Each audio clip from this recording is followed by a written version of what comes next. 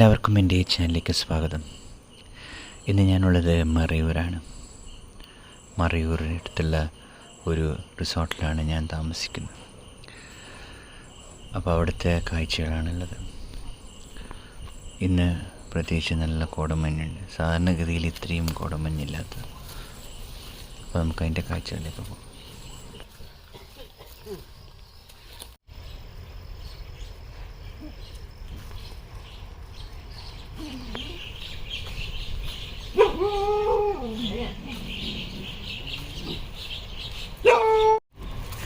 இந்த ஆள் யாரு?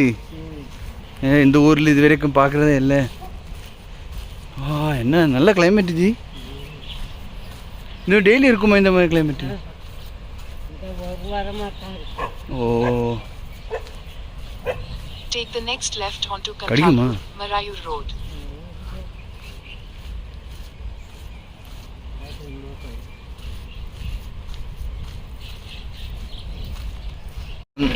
ഇതാണ് മറയൂർ ടൗൺ. മറയൂരിലെ ടൗൺ കടകളും മറ്റു കാര്യങ്ങളൊക്കെ ഉള്ളതാണ്. ഇതിൻ്റെ അടുത്താണ് മറയൂർ ഫാക്ടറി.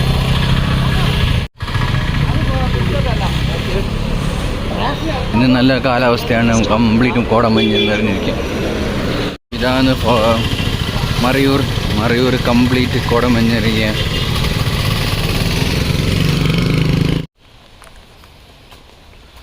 ഇത് മറയൂരിലെ കരിമ്പ് കൃഷിയാണ് ചെയ്യുന്നതാണ്.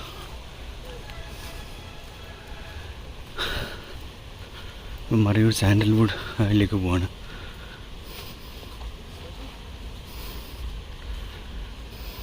Turn right.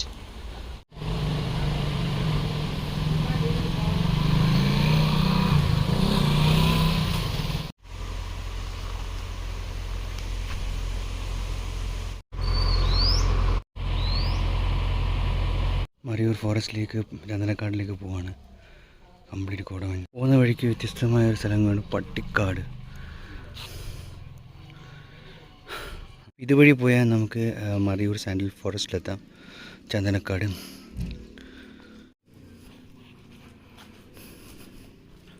നല്ല കോടമഞ്ഞുള്ള അവസ്ഥയാണ്.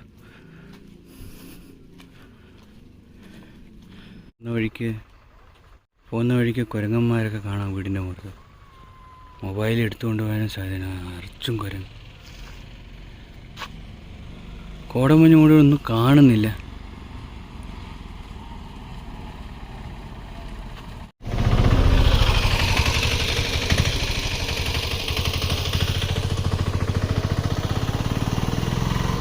അപ്പം ചന്ദനക്കാട് എന്ന് പറഞ്ഞാൽ ഇങ്ങോട്ടാണ് കാണിക്കുന്നത്. ഇത് ആരോ കൊണ്ട് ഇട്ട ലൊക്കേഷനാണ്. മറയൂർ ഫോറസ്റ്റ് തന്നെയാണ്. എല്ലാ സൈഡും മറയൂർ ഫോറസ്റ്റ് ആണല്ലോ. പെർട്ടിക്കുലർ പോയിൻ്റ് അങ്ങനെയൊന്നുമില്ല.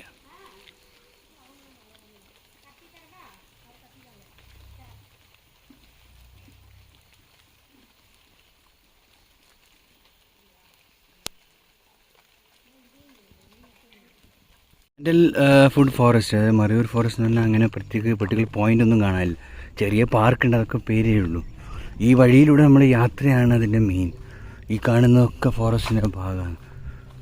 അപ്പോൾ ഞാനിതുവഴി റൂമിലേക്ക് പോവാണ്. ഇത് കാണിച്ചു തരാം. ഷുഗർ കെയിൻ കൃഷിയാണ്, ശർക്കര. അതിൻ്റെ പ്രത്യേകത അറിയാം. കേരളത്തിൽ ഒരേ ഒരു സ്ഥലത്ത് ഈ ശർക്കര കൃഷി നടത്തുന്നുള്ളൂ. അത് മറയൂരാണ്. ബാക്കി എവിടെയും അതില്ല. ആ ഒരു പ്രത്യേകതയുണ്ട്. കാരണം കൂടുതൽ തമിഴ്നാട്ടിലാണ് ഉത്പാദിപ്പിക്കുന്നത്. അതിൽ കുറച്ചുള്ളത് കേരളത്തിൽ. ഇല്ലൊക്കെ ഉണ്ട്. ആണോ?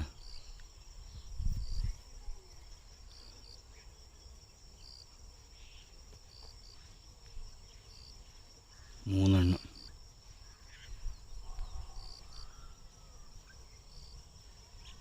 ഇത് കണ്ട, ഇവിടെ നിന്ന് വെട്ടി കരിമ്പൊക്കെ വെട്ടി ഉണക്കി അതിന് ശേഷം കണ്ട ഇതിങ്ങനെ ലോഡ് ചെയ്തിട്ട് കൊണ്ടുപോകും. ഓക്കെ, അതാണ് കരിമ്പ് കൃഷി ഇവിടുത്തെ.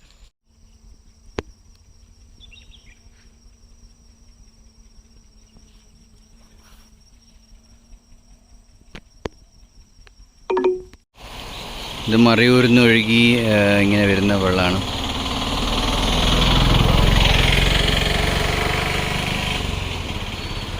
മൂന്നാറിലെ മൂന്നാമത്തെ ആറാന്ന് ഇങ്ങനെയൊന്നും പറഞ്ഞത്, എനിക്ക് കൂടുതൽ വിവരം അറിയില്ല. 3 ആറുകൾ ചേർന്നിട്ടുള്ളതാണ് മൂന്നാർ എന്ന് പറയുന്നത്. അപ്പോൾ അതിലൊരു ആറായത്.